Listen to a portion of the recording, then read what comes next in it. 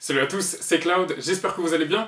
Ça me fait super plaisir de vous retrouver aujourd'hui pour le deuxième épisode de ma série Tête aux pieds. La dernière fois on s'est intéressé au penalty et aujourd'hui on va rester un petit peu dans le même domaine puisqu'on va regarder les meilleures combinaisons possibles sur coup de pied arrêté. C'est parti.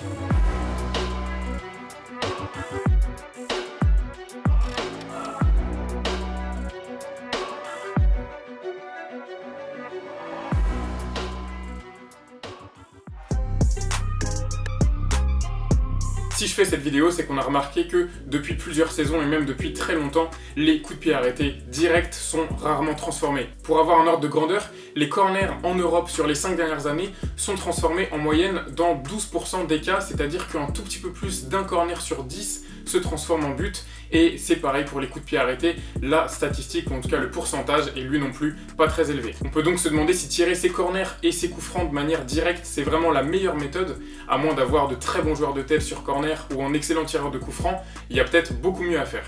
Et c'est donc pour ça qu'on en vient aux combinaisons. Les combinaisons sur coup de pied arrêté peuvent s'avérer être très utiles, très efficaces. Il y a beaucoup d'exemples de combinaisons qui marchent très bien et on va les voir dans cette vidéo. Ça pourra vous être utile sur FIFA, lorsque vous regardez votre équipe préférée, ou même en match, en entraînement si vous pratiquez le foot. Bref, il y a sûrement un grand intérêt à comprendre un petit peu mieux ce point du football, et donc on est parti.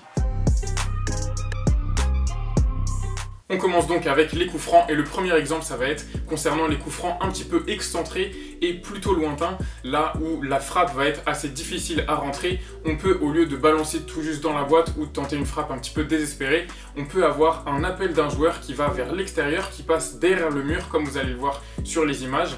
Et ce joueur-là peut ensuite avoir le temps d'ajuster le gardien s'il a suffisamment d'espace ou de passer en retrait vers le point de pénalty. Ça peut très bien marcher, il y a quelques variantes, mais ça peut être aussi très intéressant d'utiliser cette tactique plutôt que de tout simplement tirer en force ou centrer pour espérer avoir une tête chanceuse. Évidemment, c'est pas toujours possible, il y a parfois des défenseurs qui s'interposent, qui anticipent, mais lorsqu'il y a l'espace, lorsqu'il y a la place pour faire ça, je pense que c'est une tactique qui peut se tenter et bien sûr, il faut la pratiquer à l'entraînement avant. Une combinaison pour les coups francs proches, ça peut être d'avoir un décrochage d'un joueur qui va arriver presque à hauteur du mur et pouvoir remiser à un troisième joueur qui lui va avoir fait un tout petit appel pour se libérer du marquage et il peut se retrouver très facilement à l'entrée de la surface de réparation et enchaîner avec une frappe qui peut aussi finir en but. Pour les coups francs excentrés réellement sur le côté de la surface de réparation, il y a l'exemple du but de Kroos avec l'Allemagne. Il avait combiné avec Klose où il avait fait tout simplement une passe à son coéquipier qui était devant lui.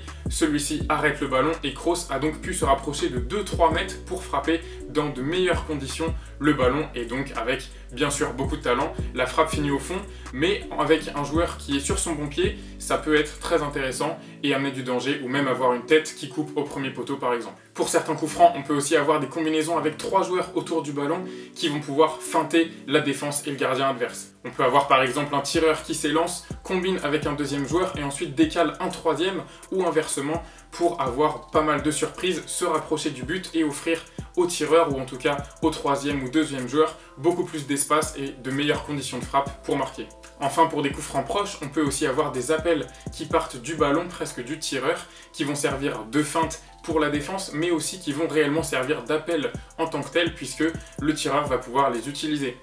On va pouvoir avoir un joueur qui part sur le côté, un deuxième vers l'axe, un troisième sur le côté et organiser toute une combinaison à partir de ça. Un joueur sur le côté va donc recevoir la balle, la défense s'y attend pas parce qu'il y a eu beaucoup trop d'appels et il va pouvoir remettre dans l'axe. Pas mal de solutions comme ça, pas mal de combinaisons qui peuvent être bossées à l'entraînement et utiliser les appels en partant du ballon, c'est aussi un aspect très intéressant. Maintenant, on va regarder les combinaisons qui sont possibles sur corner. Bien sûr, c'est compliqué parce que plus excentré, mais il y a aussi quelques idées très intéressantes.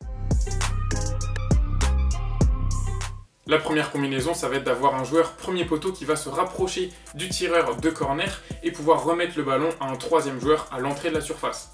Celui-ci qui va être dans l'angle un petit peu excentré va pouvoir se mettre soit en position de frappe, soit en position de centre s'il ne sent pas vraiment la frappe. Et là aussi, on s'est beaucoup rapproché du but et on a sûrement dégagé un petit peu d'espace pour avoir une situation très dangereuse. J'ai aussi une petite combinaison pour les corners qui sont joués à deux. C'est souvent très utilisé, mais très mal exploité. Le deuxième joueur qui va souvent se rapprocher du premier du tireur va soit lui remettre le ballon alors que le premier est hors jeu, soit lui remettre le ballon dans des conditions qui ne sont pas intéressantes, ne pas réussir à se mettre en position de centre et parfois revenir complètement vers l'arrière, subir la pression, bref, c'est pas toujours très bien géré. La combinaison qu'on va voir, elle est un petit peu compliquée mais très intéressante. Le joueur qui va venir proche du tireur de corner, on n'a presque même pas besoin de lui parce qu'on pourrait directement passer au troisième joueur qui lui va être un petit peu excentré en position de centre.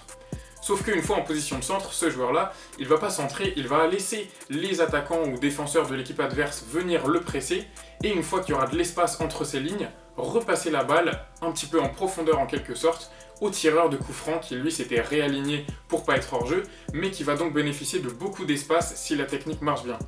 Il peut donc se rapprocher de la surface et enchaîner avec un centre ou même une frappe s'il y a suffisamment d'espace. Et donc ça peut être très intéressant, ça peut surprendre la défense et si vous avez bossé ça à l'entraînement, ça peut sûrement là aussi se concrétiser avec un but ou au moins une occasion dangereuse. Pour les corners un peu plus directs, on peut aussi avoir des tactiques mises en place depuis les joueurs dans la surface de réparation, c'est-à-dire que les attaquants défenseurs de l'équipe qui doit marquer vont aller par exemple tous vers l'avant, vers le premier poteau et tenter une déviation vers un joueur qui lui s'était isolé au deuxième. Et on peut avoir bien sûr l'inverse où une grosse majorité des joueurs vont aller vers le deuxième poteau, faire des appels en retrait et donc laisser plus d'espace à un joueur qui peut piquer sa tête au premier poteau, comme le fait très bien Cavani par exemple. Voilà les gars, c'est la fin de cette courte vidéo. J'espère que cet épisode numéro 2 de ma série Tête aux pieds vous aura plu. N'hésitez pas à me dire ce que vous en avez pensé en commentaire et bien sûr me suggérer des idées de vidéos ou quoi que ce soit si vous avez quelques demandes, je suis toujours à votre écoute. N'oubliez pas bien sûr de liker, commenter, partager cette vidéo si elle vous a plu et bien sûr de vous abonner à ma chaîne en mettant les notifications pour suivre tout ce qui arrive très prochainement. On se retrouve très vite pour de nouvelles vidéos. Prenez soin de vous, c'était Cloud et à bientôt.